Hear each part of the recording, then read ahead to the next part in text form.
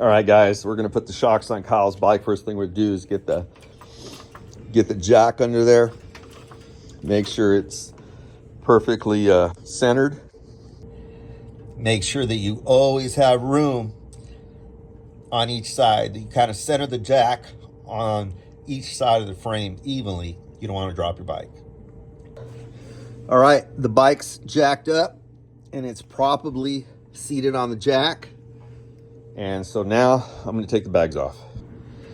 See, now you guys can see why his bike is bottoming out. He pretty much has no shock back there.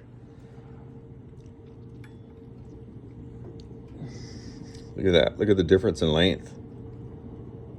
It's crazy. That's why his bike sits so low and it's so hard to get the jack under there.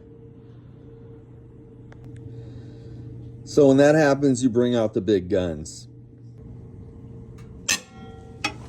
And there you go.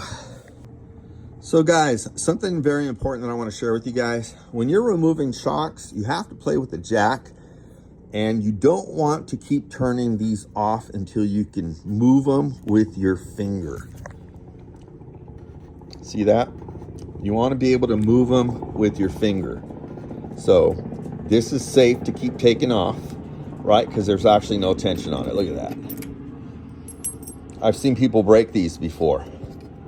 This part right there, because they had too much pressure on the jack, or they had, on the shock, or they had, vice versa. You know what I'm trying to say. The jack was either had too much tension or not enough tension. Look at the rubber seals on this jack. On these shocks. Tells you how old they are. Just falling apart. Look, there's actually no cushion on the very bottom. Just felt like it was bottoming out hard. It had no suspension.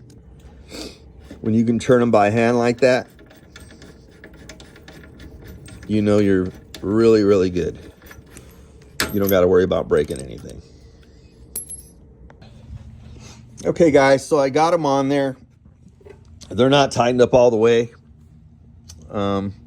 Of course, you want to have the adjustment side always on the left side. And so I got them on. Now I just got to do is torque them down. I believe it's 55 pounds back here. They're 3/4, so it may even be a little bit more. I believe they're 55 pounds, but I'm going to double check. So I'll be torquing these, and then I just remembered I got to adjust the clutch on the inside behind the derby cover, because it's creeping a little bit, just very, very little. And so the